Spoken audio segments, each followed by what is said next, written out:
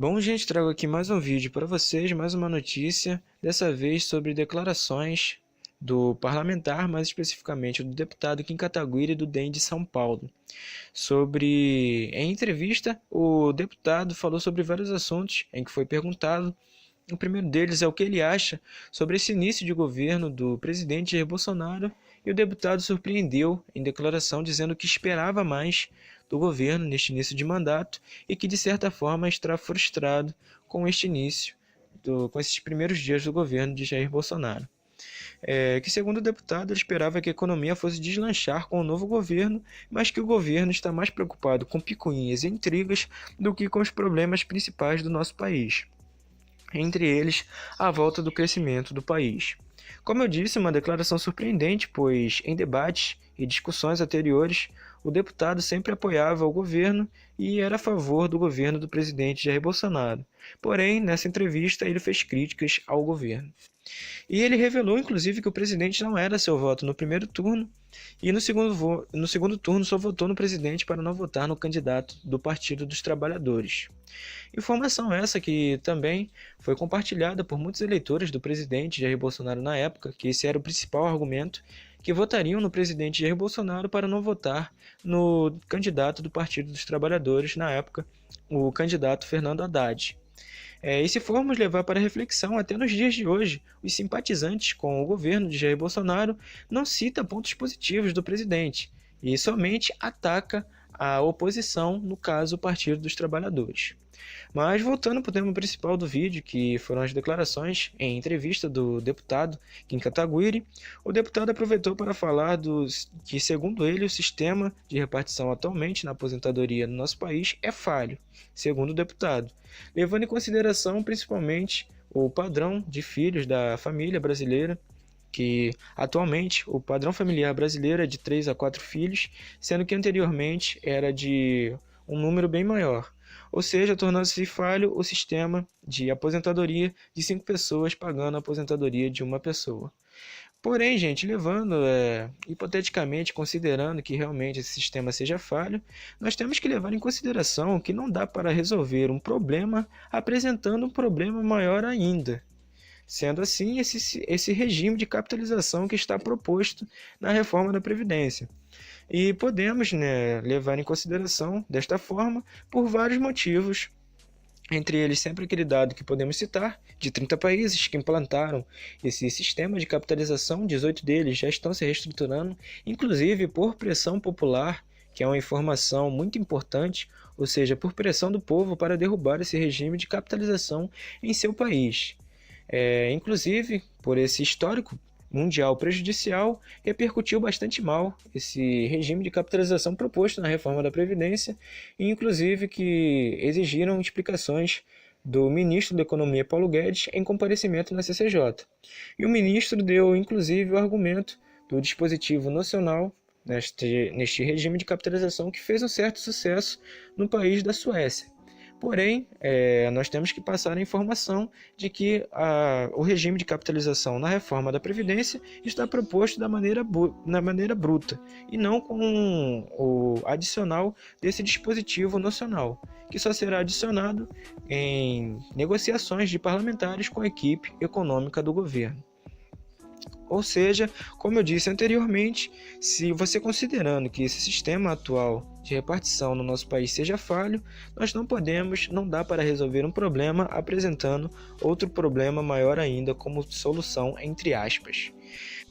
Bom, gente, o parlamentar ainda aproveitou para defender a reforma da Previdência na íntegra, sendo assim desconsiderando o sacrifício de muitas classes trabalhistas com a possível aprovação da reforma da Previdência.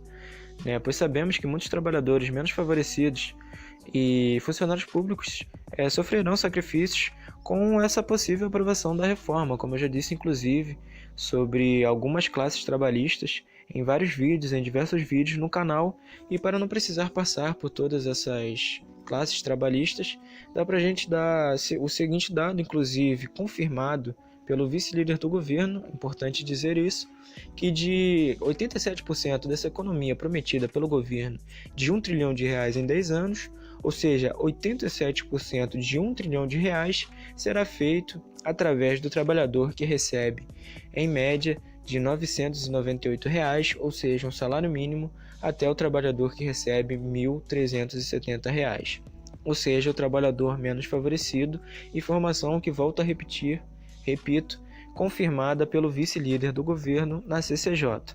Ou seja, então, essa reforma da Previdência na íntegra, apoiada pelo deputado Kim Kataguiri, resultará em sacrifícios de trabalhadores menos favorecidos e também de funcionários públicos. Bom, gente, eu vou estar deixando o vídeo aí da entrevista do deputado Kim Kataguiri. Peço que assistam esse vídeo até o final, curtem o vídeo se gostarem, compartilhem com seus amigos para que eles possam ter conhecimento sobre esses temas e até o próximo vídeo. E hoje a gente tem a presidência de Jair Bolsonaro. Como é que está indo, na sua opinião, Jair Bolsonaro na presidência?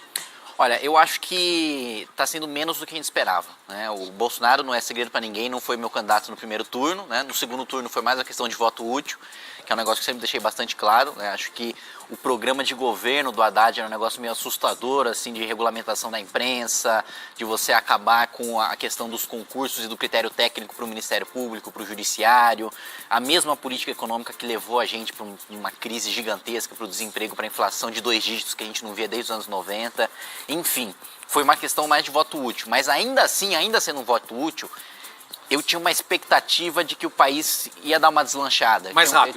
Eu tinha uma expectativa de que as coisas caminhariam mais rápido e que não ia ter tanta perda de tempo, assim, com mesquinharia, com intriga dentro do governo. Você acha que ele está perdendo muito tempo com bobagem? Eu acho que está perdendo. Estou te perguntando direto porque eu acho que é a preocupação das pessoas. Eu acho. Mesmo quem defendeu, como você falou, não foi teu caso, mas eu já ouvi de muita gente que votou nele falando assim, peraí, tá difícil de defender.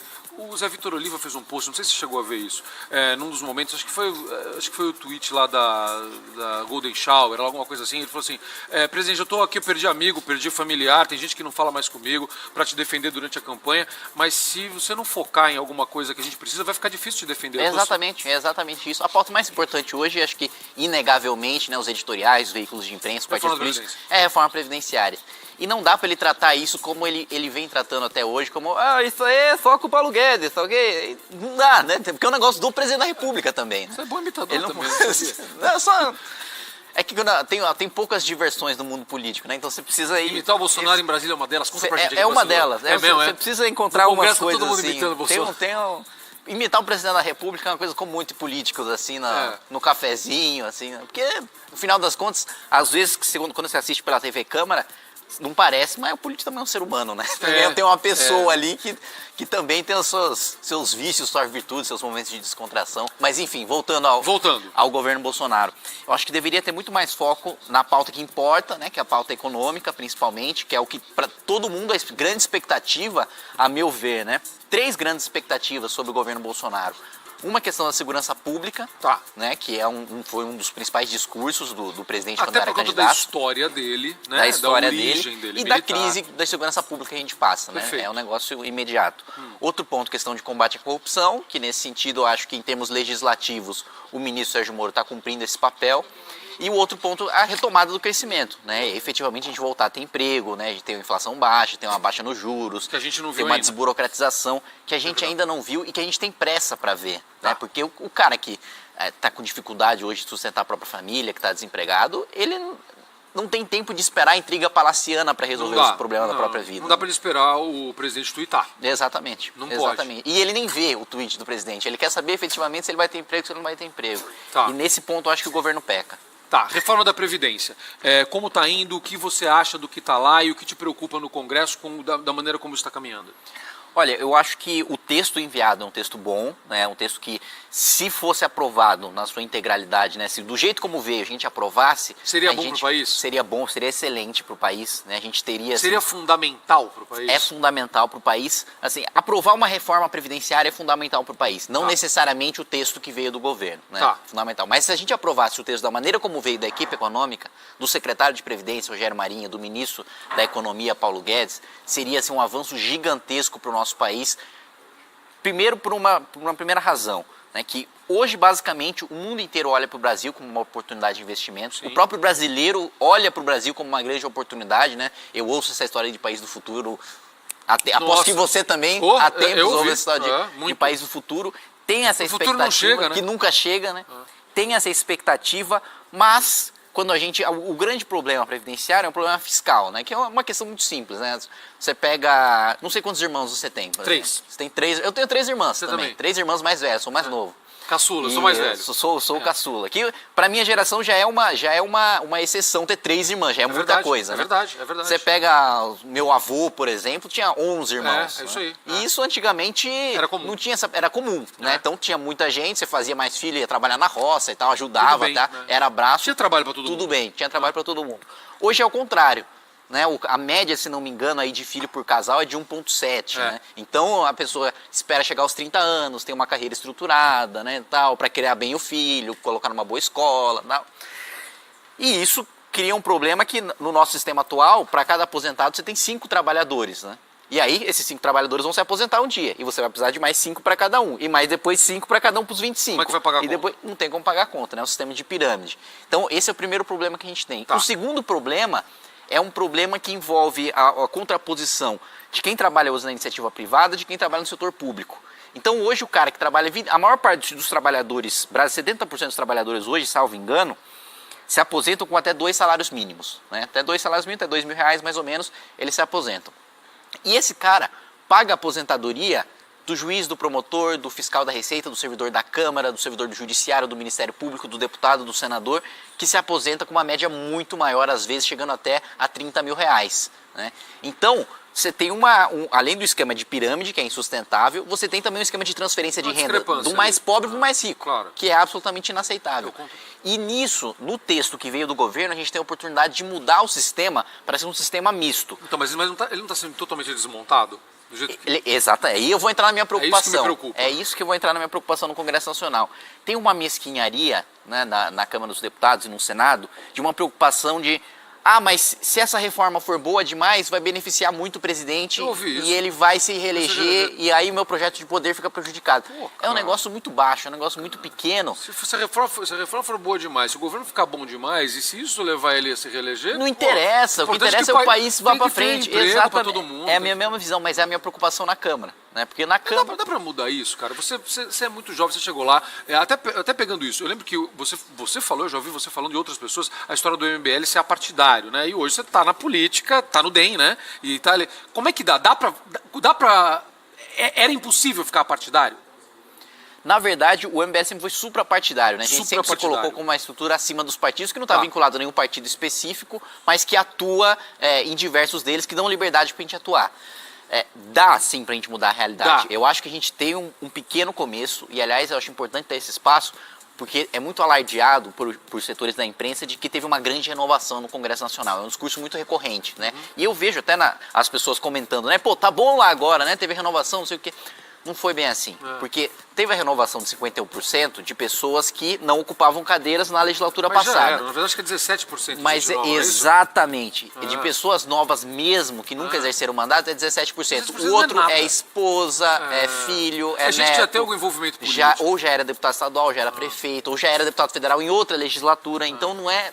Mas tem uma semente, tem um início, né? Claro, você tem dos novos, e esse é outro ponto importante que eu vejo no debate público que me preocupa muito, esse debate de nova contra a velha política. Eu não gosto desse termo, eu não gosto desse embate, porque vincula necessariamente o que é velho com o que é ruim, o que é novo com o que é bom. Não necessariamente. Não necessariamente. Ou seja, nesses 17% ali, vamos acreditar que esses 17% pudessem ser realmente uma sensação de transformação que todo mundo quer. Vamos falar o que é verdade. A gente vota, a gente que bota os caras lá, mas a gente não gosta do que eles fazem. É que a gente às vezes não sabe votar direito. Mas tudo bem.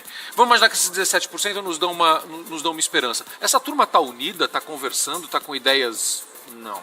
Parte está unida, parte não. Tá. É isso que eu ia colocar para você. Porque da mesma maneira que você tem gente reeleita boa, com boa cabeça, com boas ideias, com capacidade técnica, com vontade de fazer, você também tem gente nova que entrou, que tá num deslumbramento, sabe?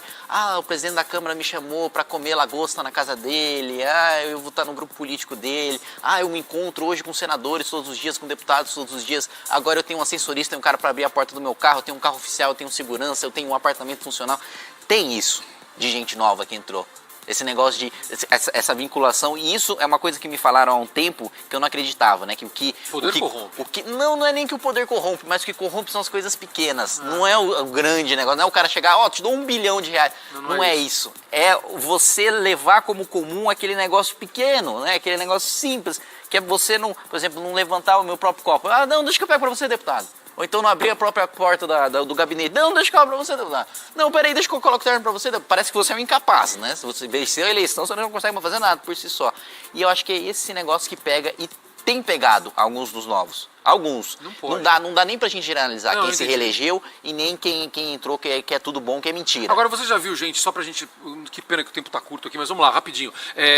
Da turma dos outros, não dos 17%, do resto lá. Você vê gente preocupada com mudança nessa outra turma que já tinha algum envolvimento com política? Chegou gente lá falando, peraí, a gente precisa mudar isso ou não? Tem sim. Tem gente que assiste há muito tempo, impotente às coisas que aconteciam. Que não aguenta mais. Que não aguenta mais, que viu no novo governo, na nova legislatura, uma oportunidade de mudar, mas que de certa maneira, como eu confesso para você, também tem certa frustração, né, com a maneira como as coisas também. Eu esperava mais do novo governo e esperava mais do novo Congresso. Eu lembro de você ter falado que você poderia ser presidente da Câmara, e aí?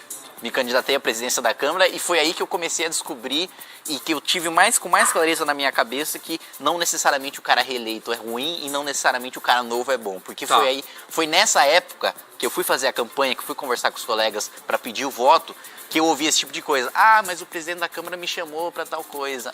Mas já tem, tal cara me prometeu tal coisa, me prometeu tal comissão, me prometeu tal espaço. E coisa assim que nem é ilegal, né? Entendi. Mas que é imoral, sabe? Apesar de estar dentro da lei da legalidade, esse tipo de negociação, é um negócio mesquinho, sabe? Pelo menos na minha opinião, assim. pelo menos é um negócio pequeno. Kim, eu estourei o tempo que eu queria conversar mais com você, Imagina, mas valeu, muito obrigado. Eu que agradeço. Obrigado mesmo, você tem espaço